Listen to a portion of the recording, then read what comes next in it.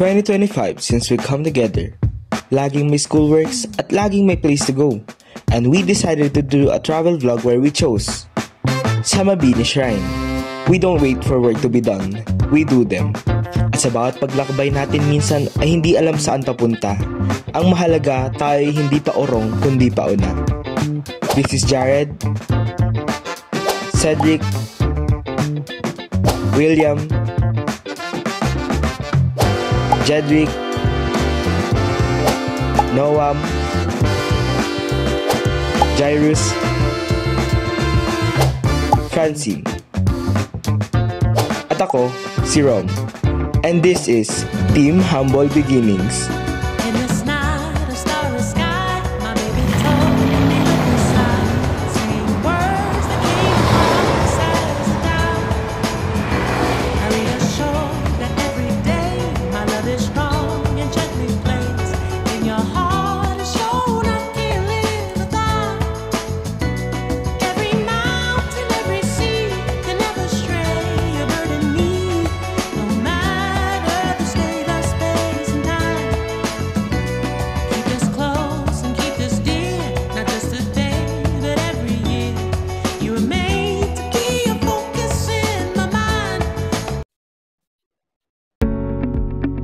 What's up mga ka-Humble Beginnings? Tayo ngayon ay nasa Mabini Shrine! Kung saan ipapakita namin sa inyo ang mayaman na kasaysayan ng isa sa pinakadakila nating bayani na si Apolinario Mabini. Kaya tara, samahan nyo kami! Welcome to the first room of Apolinario Mabini Shrine, Kabataan ni Pole. Dito natin masisilayan ang mga unang hakbang ni Apolinario Mabini patungo sa pagiging isang pambansang bayani.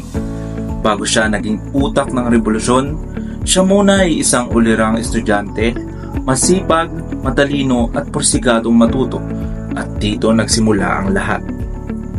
Makikita rito ang museta na ginamit niya noong siya ay nagtapos ng Bachelor of Arts sa Kolehiyo de San Juan de Letran noong 1887. Ang museta ay isang ceremonial cape na isinusuot ng mga estudyante sa kanilang graduation. Despite financial hardships, Mabini excelled academically, even earning the title Profesor de Segunda Enseñanza after passing a government examination in 1887. Nandito rin ang kanyang orihinal na kagamitan noong siya ay nag-aaral pa, mga libro, sulatan, at iba pang personal na gamit na nagpapakita ng kanyang dedikasyon sa pag-aaral. Ang silid na ito ay hindi lamang nagpapakita ng mga bagay na pag-aari ni Mabini, kundi isang inspirasyon sa ating lahat. Sa murang edad pa lang, taglay na niya ang talinong nagbukas ng daan para sa mas malaki niyang papel sa kasaysayan. Hi Ma'am Pat! Hi classmates! Tara na't pumasok sa ikalawang silid! Yoo! So ipapakilala ko sa inyo na si Mabini ay tunay na reformista, as in certified reformista. Tandaan nyo yan, hindi lang siya isang lumpo, okay? So tara na magdako sa unang part. Si Mabini daw ay kasama sa La Liga Filipina, kung saan kasama doon si Rizal. Ang goal nila ay baguhin ang sistema sa legal at mapayapang paraan. Pero bago pa yan, wait lang. Kasali na siya sa Cuerpo de Compromisarios. So hindi nyo yun alam. So isa siyang samahan para siyang katipunan, ganon. O, diba? Nagka-idea kayo? So makikita nyo rin dito ang higaan ni Mabini sa San Juan de Dios Hospital. Hindi ko alam kung paano nila yung dinala. Hindi, charot. So dyan siya na-confine, dyan siya nakahiga. Hindi ko alam kung nakakalakad pa siya niyang time na yan. Pero feeling ko hindi na. At syempre, Freemason din siya. Isa siyang member ng Grand Council. Grand Council? Ano yan? Para siyang top tier rank sa Masonry. Na ano lang, hindi siya basta-basta. Okay? Huwag niyo mamalitin yan. Boy ko yan.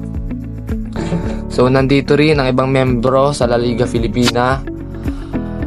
Una na rito ay si Jared Dane Tapay. Woo! Kasama niya mga OG Reforma Boys. Kaya ayan, si Mabini ay isang matalino, matatag, matindi, lodi ng reforma. Dito naman po tayo sa pangatlong gallery ni Mabini bilang isang revolusyonaryo, kung saan makikita po natin dito ang timeline ng Philippine history from 1898 to 1899. At makikita po natin dito kung paano tinagurian si Mabini bilang utak ng revolusyon. Makikita rin dito ang iba't ibang panukalang batas na isinulat ni Mabini. At isa sa mga panukalang batas na ipinasa ni Mabini ay ang batas na bigyang karapatan ang mga kababaihan bumoto at makapag-aral. At marami pang iba. Dahil alam naman natin noong panahon ng mga Kastila ay walang masyadong karapatan ang mga kababaihan.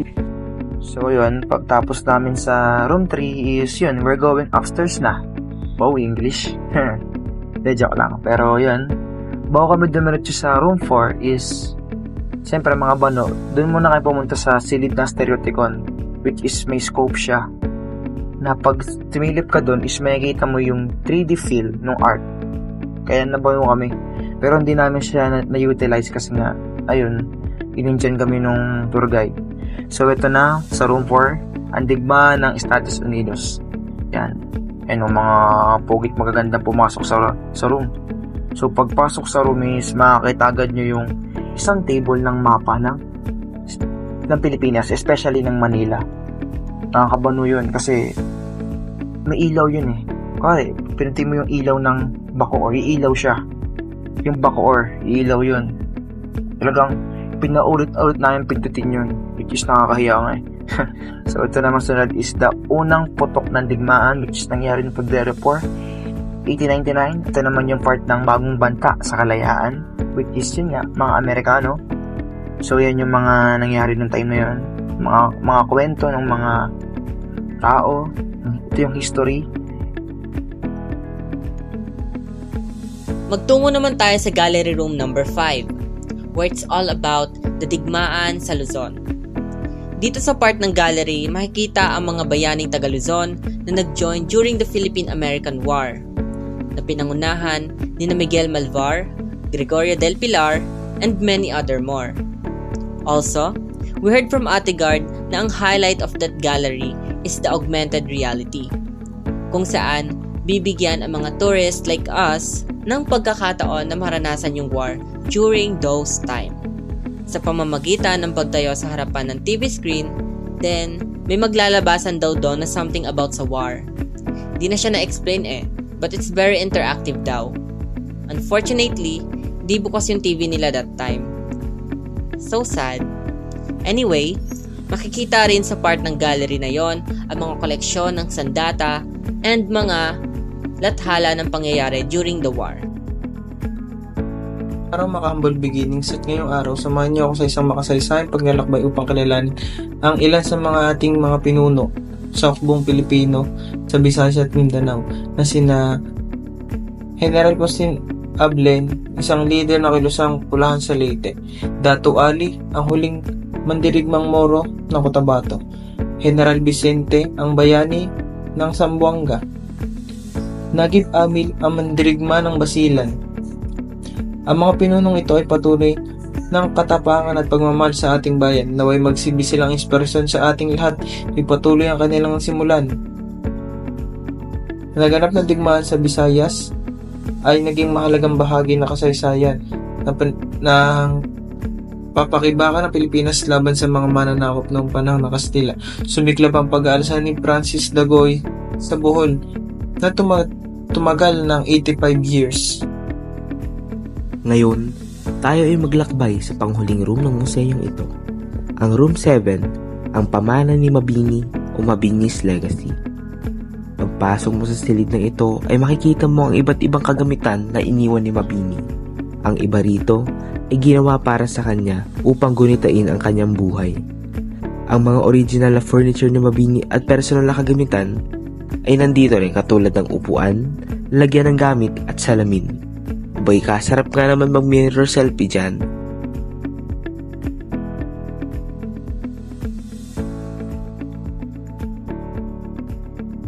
Narito rin ang mga commemorative na barya at iba't ibang kagamitan na nagugunita sa kanya.